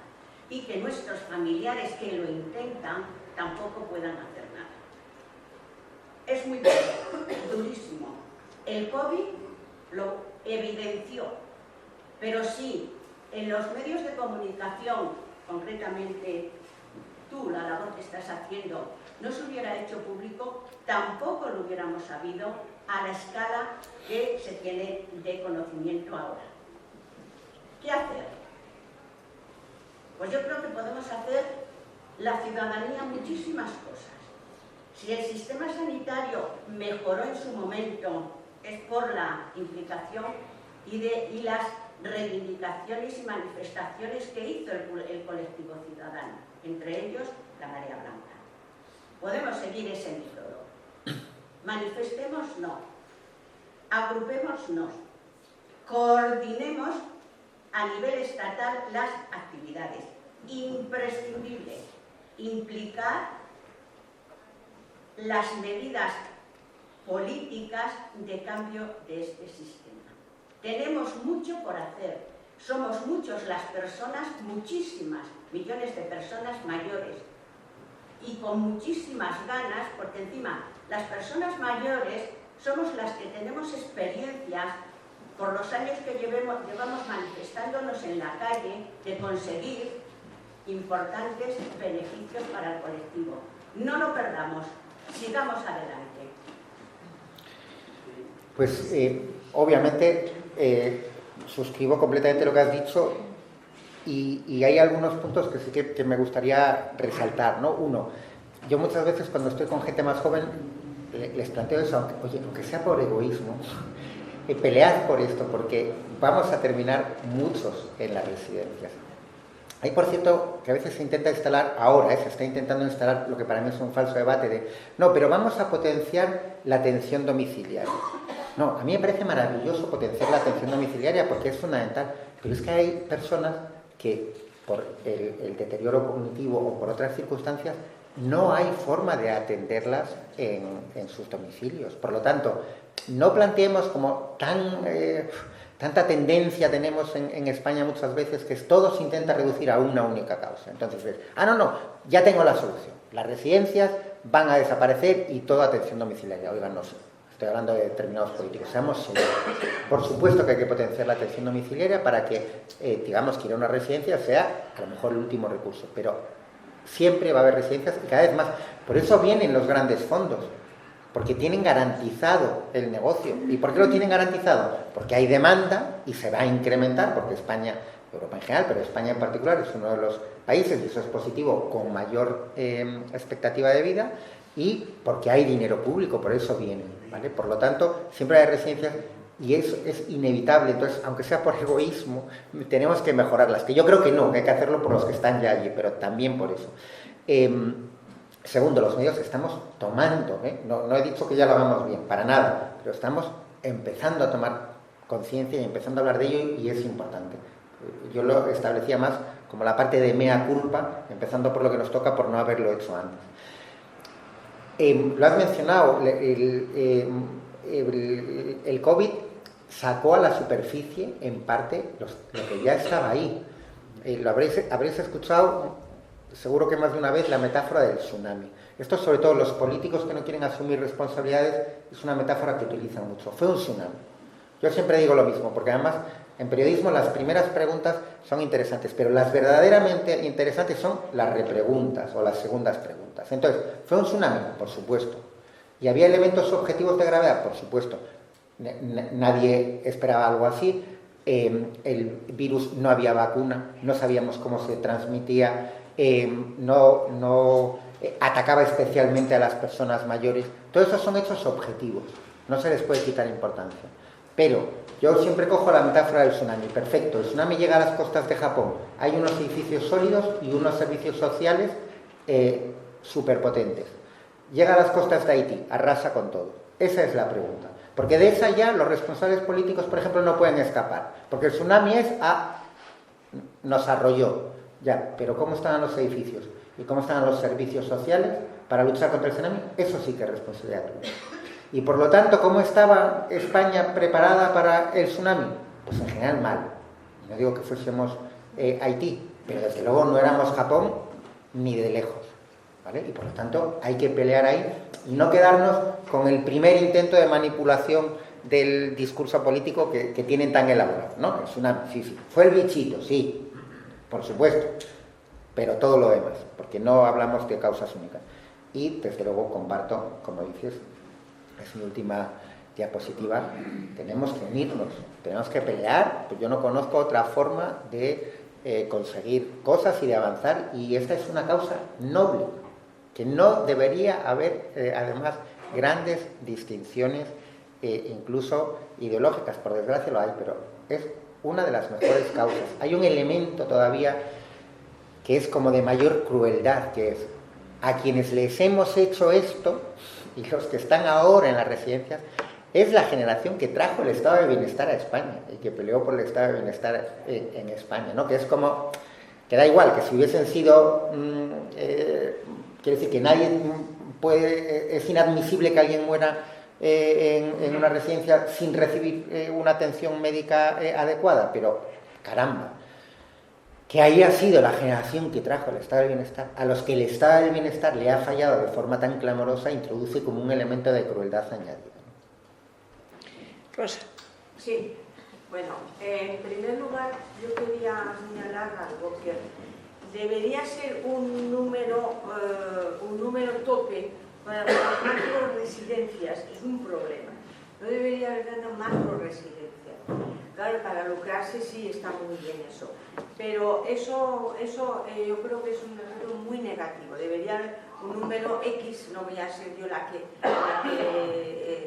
fije el número, porque no tengo cualificación ni conocimientos suficientes, pero eso es más que evidente, por un lado. Luego hay también mucha mezcla, es decir, una persona tiene, por ejemplo, pues muy poca movilidad, pero a lo mejor mentalmente está en perfecto estado. La mezclan con gente que tiene Alzheimer, que está pirada para aquí, que demencia senil, que no sé qué, que grita, que amenaza con dar una torta y muchas veces la pega, la da, etc. Entonces esa persona enseguida se va a demenciar. Esas mezclas son muy peligrosas. Una persona entra, pues no vamos a hablar porque las familiares pues no pueden o no quieren, eso es otro aspecto, ¿eh? No vamos a entrar en esos aspectos. Pero está perfectamente bien mentalmente. Luego, claro, tiene problemas físicos, entonces esa persona la mezclan con esa gente y se demencia. Luego yo veo que hay bastantes aparcamientos, bastante aparcamiento, y ahí no, porque hay muchísima gente que está junta, no se puede tener a tanta gente junta, ¿verdad? Que hacen actividades o algo, algunas cosas. Luego hay otra cosa que tiene personal insuficiente, claro, pero estoy hablando de las privadas básicamente, pero además está cualificado ese personal, porque hay veces que cogen personal para ahorrar costos que no está suficientemente cualificados. Luego, por ejemplo, a una persona hay que llevarla a urgencias. Entonces, no van de allí, llaman a un familiar. Y el familiar tiene ni puñetera idea ni de la medicación, ni de nada. Entonces, en urgencias, preguntan a este acompañante y el otro dice, pues no lo sé. Sí, puede ser hijo, puede ser nuera, y no tiene ni idea. Y está hablando de un caso real, ¿eh? No voy a decir dónde ni nada porque no, pero un caso real. Por la noche, una urgencia, verdaderamente urgencia, y sin informes, va sin informes a urgencias. El médico está que no sabe qué hacer, que empieza desde cero, desde Adán y Eva y desde que se creó el mundo, porque otra cosa, y no lleva ni un informe. porque esa persona que no tiene suficiente cualificación, a ver, ¿por qué no hacer el informe? Y entonces, bueno, eso es un caso real, ¿eh? Y entonces, y luego, por último, que no quiero monopolizar, sí, es verdad que hay una tendencia que dice, no, tienen que estar en sus domicilios los mayores, porque están mejor en sus domicilios que en una residencia. Pero, ¿de qué manera? ¿De qué manera? Porque hay demasiados casos dramáticos que no tienen ni el piso preparado, ni el piso preparado, están absolutamente solas, que van los que van a lo mejor del ayuntamiento, que van a hacer la bolsita, y entonces hacen las dos cosas, les ayudan algo y de paso ven si se han muerto o si están mal y se comunican. Entonces, yo estoy de acuerdo, pero si una persona, si una familia tiene dinero suficiente y puede estar esa persona bien atendida, que luego la explotación que hay, que la mayor parte son extranjeros, no digo todos, pero casi todos, que trabajan ahí 24 horas y a lo mejor 6 días a la semana, que es una gran explotación, porque la inmigración, ahí está toda esta gente que dice, no una inmigración, que invaden, pero luego, para explotar la agricultura de los mayores, entre otros trabajos, para eso sí sirve, para eso sí sirve. Y no me voy a explicar más. Disculpe. Perdón, yo sí termino mi turno. Rosa, os pido... disculpas, pero... aquí estamos mucha gente y queremos un poquito hablar cada... Venga, está levantando... Rosa, estamos hablando... Se ha especificado porque yo acabo de decir... Tranquilidad. El que tiene que estar tranquilo Estamos ya en la tercera edad. Tendría que estar tranquilo, yo estaba muy tranquila. Bueno, Rosa, que has levantado cosas muy importantes, una de ellas la de los cuidadores en el domicilio, que generalmente son extranjeros, y más cosas. Las has tomado todas nota y seguimos con el coloquio, ¿vale? A ver, efectivamente has mencionado diferentes temas, bueno, las macroresidencias, que fue por donde empezaste. Bueno, yo lo mencioné, yo creo que es evidentemente un problema objetivo, pero sobre todo, que si el edificio lo permitiese, digamos que dividirlo en lo que se llaman unidades de convivencia, pues eso no sería un problema, porque o sea, el ideal es esa unidad de convivencia que esté formada como máximo por 15 residentes, 18, que el personal sea el mismo para reproducir esa idea de hogar, que también es fundamental, pues eso, que cada día no haya una cuidadora diferente. Por lo tanto, si ese edificio permite, ¿no? Porque generar esos 5 o 6 bloques diferentes, vale, en la mayor parte de las macroresidencias actuales eso no es posible, ¿vale? Una residencia de 200 plazas es completamente imposible. Por lo tanto, eso es un problema serio. Y lo es en circunstancias normales, y el COVID demostró que lo era también para el impacto de la mortalidad. O sea, que totalmente de acuerdo en eso. La cualificación del personal. Bueno, cada poco sale una noticia de un grupo que dice, de un grupo empresarial que dice, no logramos contratar enfermeras, no hay enfermeras. ¿Cuánto les pagas? Como dijo Biden, pay more. ¿Qué dijo Biden? Claro, porque una enfermera en una residencia cobra bastante menos que en un hospital. Entonces, claro, a lo mejor no encuentras enfermeras porque no pagas lo suficiente. Y luego, no digo que no haya otros problemas, que falten enfermeras en general, tal, pero bueno, analicemos con seriedad ese asunto. El tema de los domicilios también lo mencioné, o sea, mencioné el tema de la atención domiciliaria, que insisto, yo creo que todo lo que sea potenciar la atención domiciliaria está bien, pero no va a sustituir a la residencia. En España hay más de 1 millón de infraviviendas. Si necesitas utilizar una grúa para mover a esa persona, ¿cómo lo haces en una de esas infraviviendas? Pues no lo puedes hacer.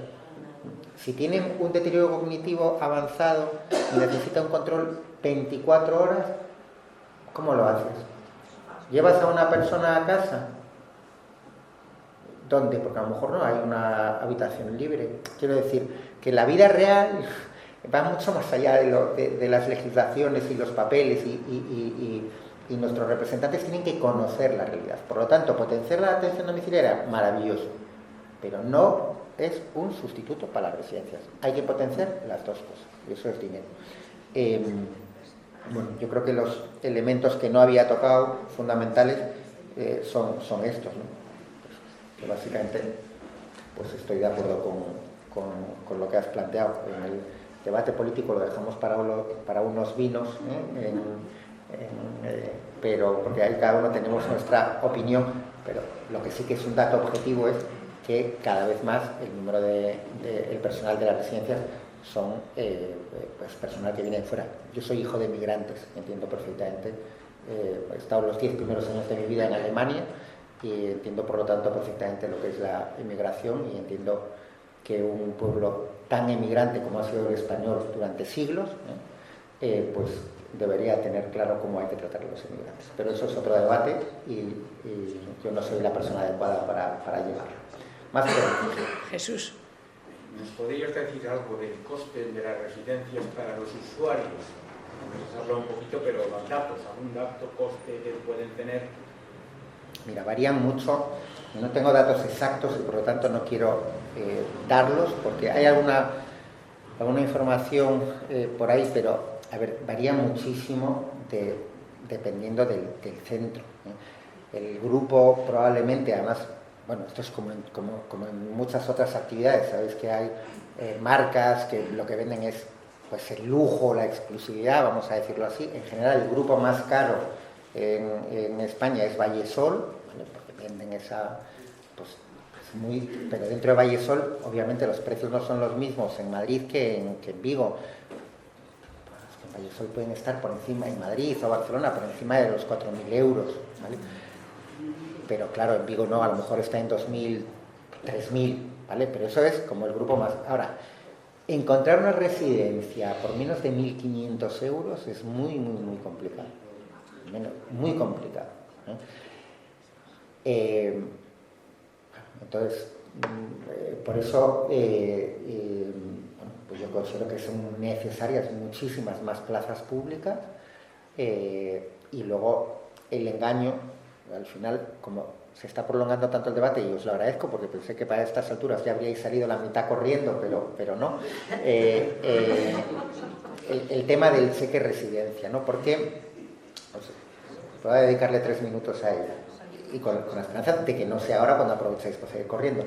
¿Por qué las patronales defienden tanto el cheque residencia? Por lo siguiente, en el resto de plazas que se consideran públicas, entendido por público no de gestión pública, sino que cuentan con financiación pública, ¿vale?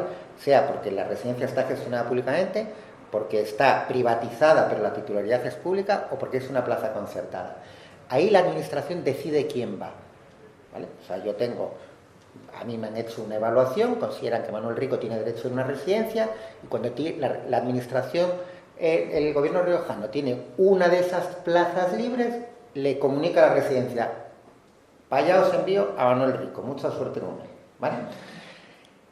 Con el cheque en residencia, el control lo tiene la propia residencia, porque con el cheque residencia lo que la administración te dice es, por eso fue en la ley de dependencia como un sistema de cierre. Lo que la administración te dice es: como no tengo una plaza para ti, una plaza pública, insisto, entendido pública como lo que acabo de explicar, te voy a dar 700 euros para que mientras se genera esa plaza pública a la que tienes derecho, bueno, 700 en el mejor de los casos, porque depende de la renta de la persona, pueden ser 300, para que tú con ese dinero, como complemento a lo que pongas tú, vayas y te busques una plaza en una residencia privada, una plaza privada.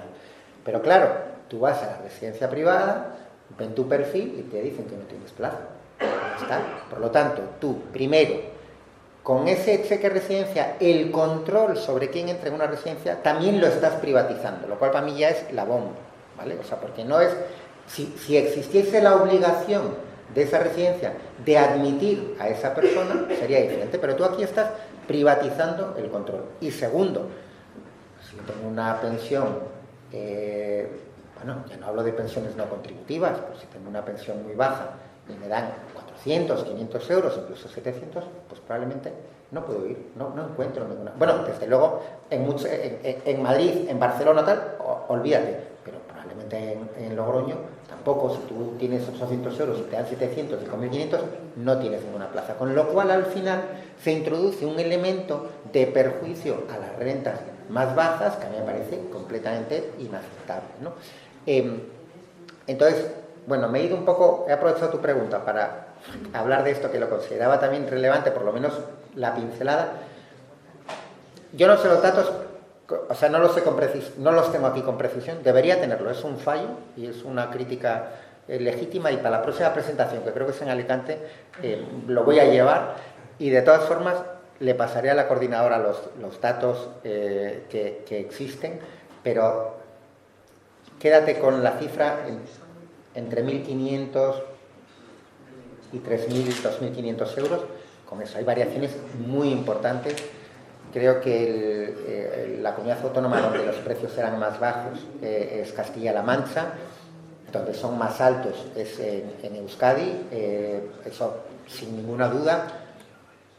Ahí también afecta, por eso, también parte de los salarios de las trabajadoras, porque cuánto paga la administración, no para las residencias completamente privadas, cuánto paga la administración por esas plazas concertadas.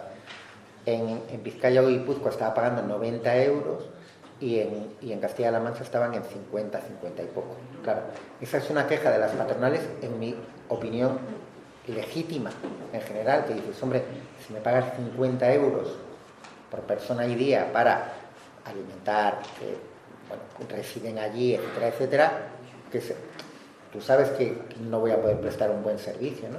Es que eso nos lleva siempre al mismo punto, que es un servicio, una prestación social, para que sea de calidad, cuesta dinero, y hay que pagarla. Por lo tanto, eso nos lleva al tema de los impuestos, ¿bueno? y de la necesidad de fortalecer que haya dinero para los servicios sociales. Un momentito, es que hay una palabra. ¿Quieres la palabra?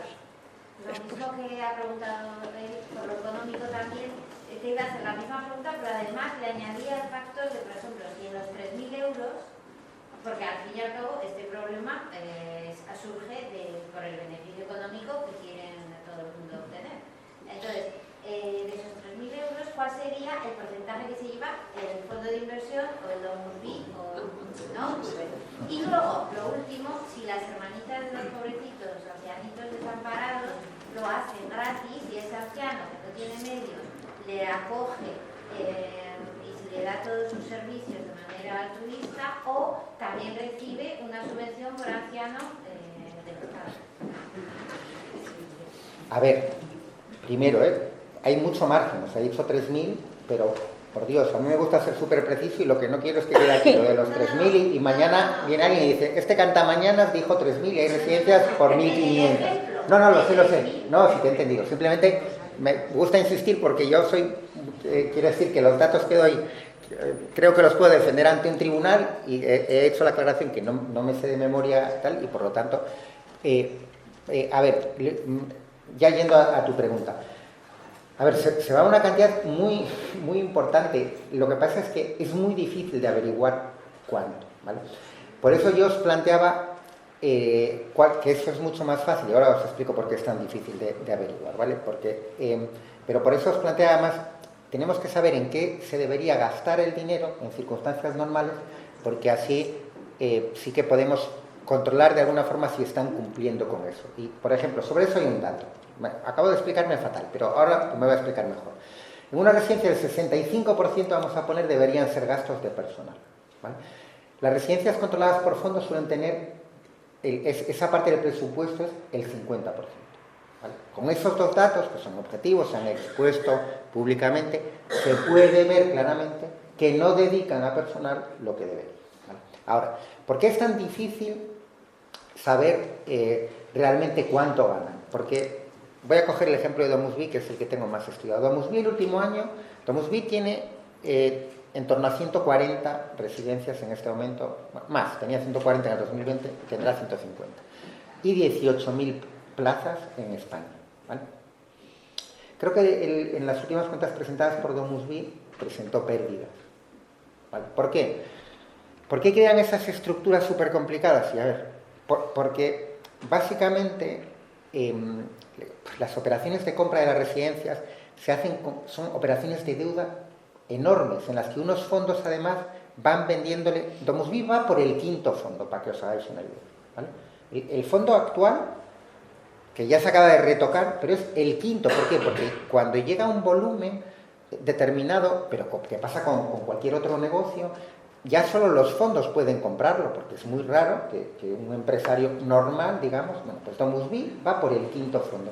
Por el camino fue fusionándose unas empresas con otras hasta llegar a DomusVi. Vale. Crean estas estructuras. Entonces, la compra de un grupo de residencias lo hacen con operaciones de endeudamiento brutales. Endeudamiento brutal significa que la última compra de DomusVi fueron más de 800 millones de euros con los que se endeudaron el fondo que compraron. Vale. Y luego esa deuda la utilizan para lo que llaman préstamos intergrupos, que a veces es a un tipo de interés disparatado. Por ejemplo, la empresa de Vigo recibe el dinero para montar los centros en España de la de Francia mediante un préstamo y luego le paga unos intereses muy altos, superior al mercado, a la empresa de Francia. Con lo cual, la empresa española tiene pérdidas, porque las ganancias operativas se le van en el pago de deuda financiera. Pero la primera empresa de Francia hace lo mismo, pum, pum, pum, hasta que llegan a Luxemburgo, donde ya tienen mucho más fácil enmascarar este tipo de operaciones, y por lo tanto, al final, si tú miras la empresa de España, pues es que tiene pérdidas. Y tú dices, ¿cómo puede tener pérdidas una empresa que tiene 18.000 plazas y que está en manos de un fondo de inversión que si tuviese pérdidas obviamente no habría entrado ahí o la habría vendido al día siguiente? Bueno, por eso, para ser absolutamente rigurosos necesitas casi un experto fiscal, y aún así a veces es muy complicado. ¿Vale? Entonces, ¿cuál es la otra forma de averiguarlo? Los pelotazos que dan. O lo que ellos llaman, yo siempre pongo ese ejemplo, las ratios de retorno de la inversión, que es si un inversor puso 1.000, ¿cuánto se lleva cuando vendemos el grupo? Bueno, pues si la ratio de la inversión es un 30%, o sea, si yo he puesto 1.000 euros, me llevo 1.300, pues tienes una idea más o menos de lo que han ganado. ¿Por qué? Porque es que no quería entrar en los temas más financieros, porque primero los explico peor y son más... Pero otro detalle es que es importante. Hay muchos tipos de fondos. El tipo de fondos que suelen invertir en residencias son fondos que se llaman de private equity, ¿vale? Por contrato con los inversores tienen que vender en un plazo de entre 5 y 7 años, ¿vale? O sea, ellos compran un grupo de residencias, ellos recaudan dinero de los inversores. Vamos a suponer que recaudan 1.000 millones. Con esos 1.000 millones dicen, vamos a comprar un grupo de residencias, un grupo de supermercados y un grupo de agua mineral, ¿vale? Y en el plazo de 5 o 7 años, pero si tienen una oportunidad antes, tienen la obligación de revender esos grupos. Los van revendiendo en la medida en que tienen oportunidades, y con ese dinero que reciben de vuelta le van pagando, devolviendo el dinero a los inversores más el beneficio que han obtenido. Bueno, y a los propios gestores, que se quedan una pasta. Vale. Entonces, ese sistema no tenemos, ya por definición, vuelvo al tema de por definición, son unos inversores que entran en un negocio para irse. O sea, no es una familia que monta, que crea una residencia porque quieren, porque les gusta, por el motivo que sea, y que quieren que eso sea su actividad de la que van a vivir el resto de su vida y que a lo mejor hereden sus hijos. No. Es alguien que entra en el grupo ya con la idea de revender, dando el máximo pelotazo. Por lo tanto, ¿cuáles van a ser sus prioridades? ¿En serio que sus prioridades van a ser que estén bien cuidados las personas mayores?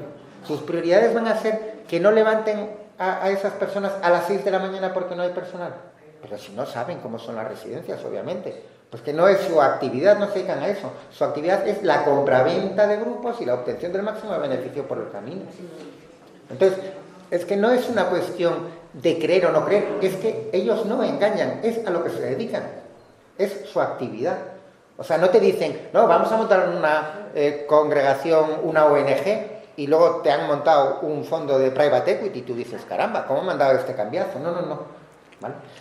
Respecto a las hermanitas de los ancianos desamparados, que es, a ver, la Iglesia, al contrario, Domus Vi, Orpea, Clece, Vallesol, compra una residencia, lo primero que hace es poner su marca, ¿vale? Porque generar marca es lo más importante.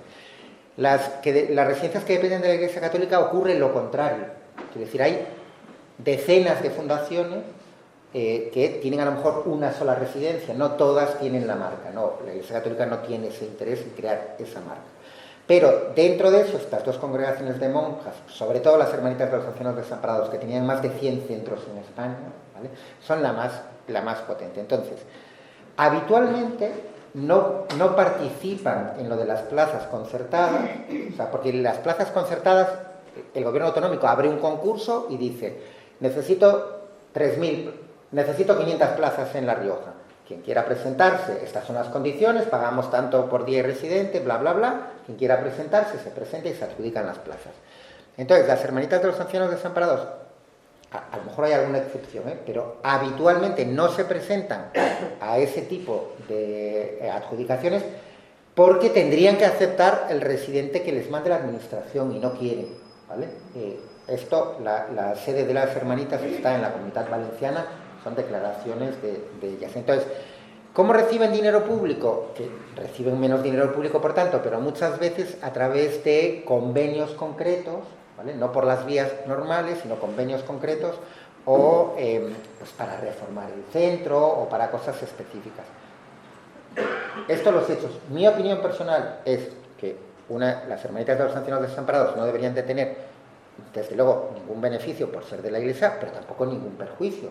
Quiere decir que si ellas quieren prestar ese servicio, deberían concurrir a las plazas, donde hay plazas o conciertos, pero lo que no debería utilizarse, se utilizó en la Comunidad Valenciana, sobre todo en la época de Can, son subterfugios de ese tipo de dar o firmar convenios concretos, subvenciones concretas, porque eso sí que, digamos que es un privilegio en el mercado. Los demás grupos privados tampoco lo tienen. O sea, para mí debería ser las mismas condiciones, exactamente, ni perjuicios ni beneficios. El resto de ingresos, bueno, quiero decir que es obvio que a veces las personas que están allí, pues a lo mejor dejan una parte de los bienes que tengan, pero yo eso no lo tengo estudiado, por lo tanto no hago, desde luego, puedo conocer casos puntuales que son casos puntuales. Todos podemos pensar, muchas de las personas que están allí no tienen bienes de dejar tampoco.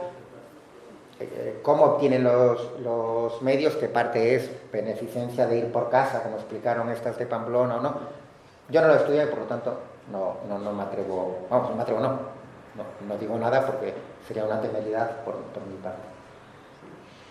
Por ahí lleve la palabra. A lo mejor es una ilusión o una idea confusa que tengo. Yo creía que las residencias de titularidad pública, los mayores que entraban pagaban, o sea, prácticamente gratis, pero pagaban su pensión, como el que tiene 1.000, como el que tiene 2.500. Sí. Entonces, eso era para la residencia, pero ya está. No, eso es así. Quiero decir, pagan una parte. Si tú tienes una pensión no contributiva y te ingresas 450 euros, pues a lo mejor pagas 375. Ya. Y si ingresas 2.000... La pública, por eso es tan difícil entrar, claro. Bueno, a ver, es difícil entrar porque no hay plazas. Porque solo el 10% son de gestión pública. A ver, en las otras también funciona igual. Si tú sumas... Se luchaba, o sea, se salía y se reivindicaba, era porque hubiera efectivamente más residencias públicas. Bueno, a ver, ese es probablemente para los que están en esa reivindicación, sin ninguna duda, desde el punto de vista del residente que necesita una plaza, si es en un centro de gestión indirecta o en una plaza concertada, a él probablemente le va a dar igual, porque no le va a dar igual porque la calidad del servicio va a ser muy diferente por el personal que hay, ¿no? Pero quiero decir que a ti, tú vas a pagar una parte, se la vas a pagar a la administración igual, sí, dependiendo de tus ingresos, eso, pero bueno, eso es lógico. Y por supuesto que claro, quiero decir que obviamente el coste de una plaza es mucho mayor que lo que suelen pagar. Sí. Y atrás hay un compañero. Me parece todo muy bien, muy bonito todo lo que se está hablando aquí. Estoy de acuerdo, eso es claro. Pero yo veo ahí algo que en ese límite te faltaría. ¿Cómo acometer el problema? O algo parecido, ¿eh? No soy un experto en literatura, ¿eh? Algo parecido. ¿Cómo afrontar el problema que tenemos? Ese es para mí el verdadero caballo de la batalla. Entonces, puedo seguir hablando, ¿no? Entonces, lo que quiero decir es que aquí estamos hablando mucho de muchas cosas y a mí lo más importante que me parece de todo esto es, perfecto, ese cartel que nos ha concentrado ahí. Hay una serie de asociaciones, de tal, y me parece perfecto que esas asociaciones se hayan puesto de acuerdo. Lo que, claro, echo de menos el problema que es de todos, de toda la sociedad, porque este problema es de todos, mayores y jóvenes, porque hoy somos mayores, pero mañana serán mayores. Pues ayer, mejor dicho, ayer serán mayores. Entonces, lo que yo veo que lo importante de aquí es que estemos realmente unidos. Yo creo que el problema es esa, la unidad de las personas. Es decir, aquí hay una serie de grupos que en todo coincidimos en algo muy importante, que es el defender, en este caso, estos derechos, y hay muchos más, por supuesto, que estamos todos de acuerdo, pero luego no estamos de acuerdo en venir aquí. Es decir, aparecen 4 asociaciones aquí, 3 o 4, como mucho, no sé, alguien me corrija, ¿cuántos estamos aquí congregados? Pero fíjese que serían asociaciones a nivel de los pueblos. Asociaciones de jubilados, barrios, asociaciones de vecinos, asociaciones de... Bueno, multitud. ¿Y quién estamos aquí? Los de siempre, los que estamos mentalizados. Los que de alguna manera podíamos mover a esas personas si nos pusiéramos de acuerdo, porque aquí estamos de varios grupos.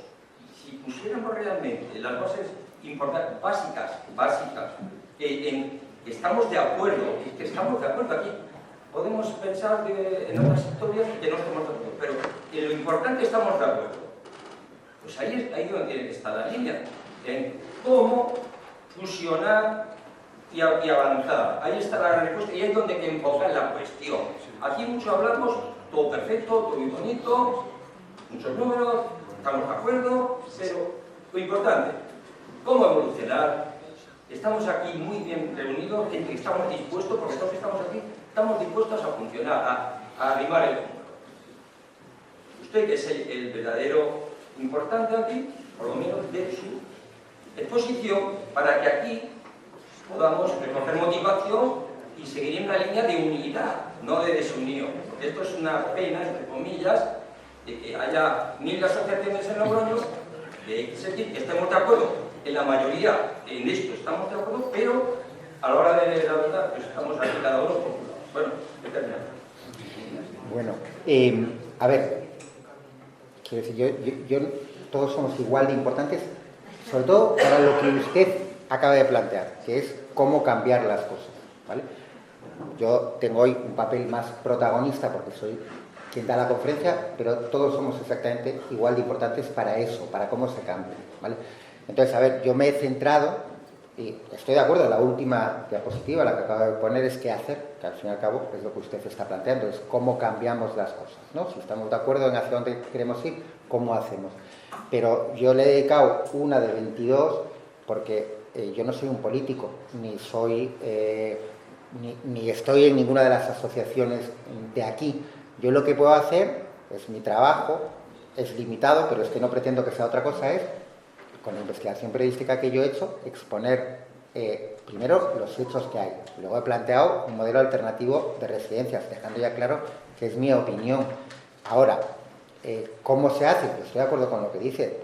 La unidad, por supuesto, cuanto más... A ver, la unidad completa no se va a conseguir nunca, pero en un tema como este, que debería ser transversal en el sentido de que no es ideológico, y lo he dicho varias veces durante la charla, debería ser más o menos sencillo ponerse de acuerdo. Ahora, esa pregunta, para que la responda alguien con conocimiento, es una pregunta, bueno, varias, porque usted ha planteado varias cuestiones muy interesantes, pero son más para un sociólogo que para un periodista. ¿Por qué la sociedad no se moviliza? Pues yo me lo pregunto también. A mí me asombra la poca movilización social que hay por muchos temas. ¿Por qué estamos tan fragmentados? Pues lo mismo. Yo le podría dar una opinión, pero no tendría... o sea, que yo no soy sociólogo para poder responder a eso. Yo puedo sacar unas conclusiones que son estas, que en parte van en la línea que usted dice, que es, pues eso, que el punto 3 es establecer alianzas entre los sindicatos, entidades de pensionistas y asociaciones de familiares. Se podría seguir añadiendo la lista. Creo que es exactamente lo que usted dice, buscar la unidad entre los diferentes agentes. Pero bueno, quiero decir que mi charla no pretendía ser más, quiero decir que intento hablar de lo que sé, no pretendía ir más allá, pero es que aparte no sería quien, si yo vengo aquí y les digo lo que tienen que hacer ustedes es esto y esto otro, dirían, ¿y usted quién es para contarnos eso? A ver, un momentito, por favor. Tenemos una palabra, luego la suya, y yo quiero ya saber si hay alguna más, porque ya vamos a cerrar. ¿Vale? Bueno, vamos a ver. Juana. En cuanto a la aportación económica que hacen las personas que están en una residencia, creo que el sistema es el mismo a nivel estatal. Por una parte, cuando te conceden la plaza, estamos hablando de la pública y a personas que solamente tienen plazas gran dependiente, en general en toda España.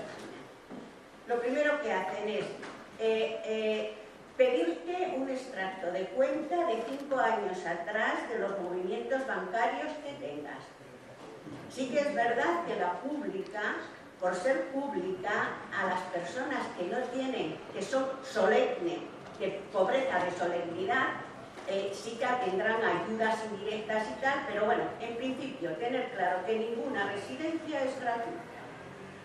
Primero, te piden el movimiento bancario de 5 años atrás. Segundo, el valor que tienen las residencias en cuanto por persona y gran dependiente, no en todas las comunidades es el mismo, pero bueno, aquí en La Rioja creo que está, no sé si en 1.200, 1.400.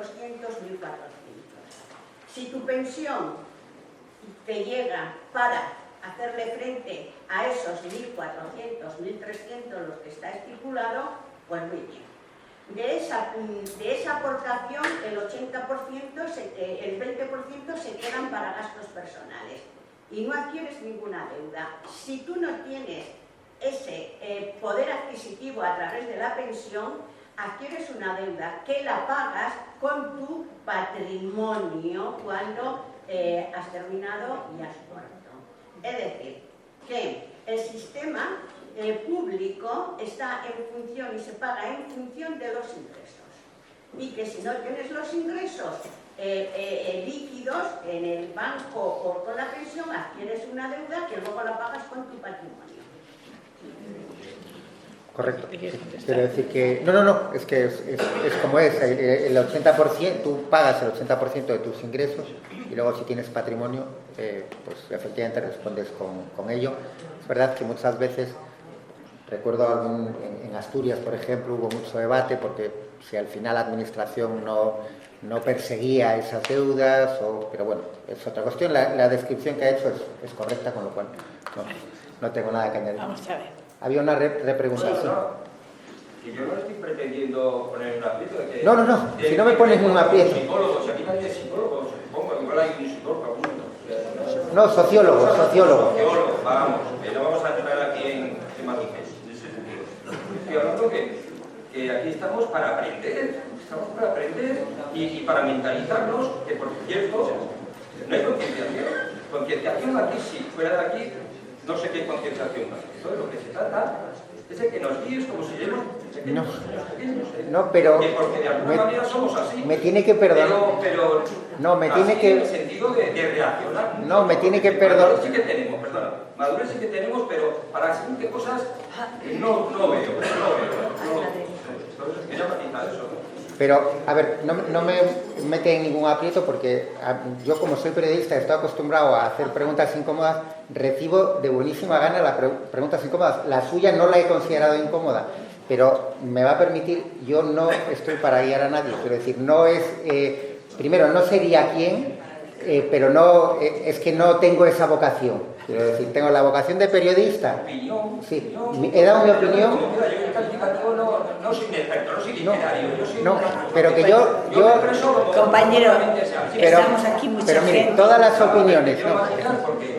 Pero que sí que yo entiendo que a usted le hubiese gustado escuchar más opiniones mías. Yo las opiniones que consideraba que tengo fuerza para darlas, las he dado. Le he dado, por ejemplo, mi opinión sobre que yo defiendo que haya muchas más plazas públicas.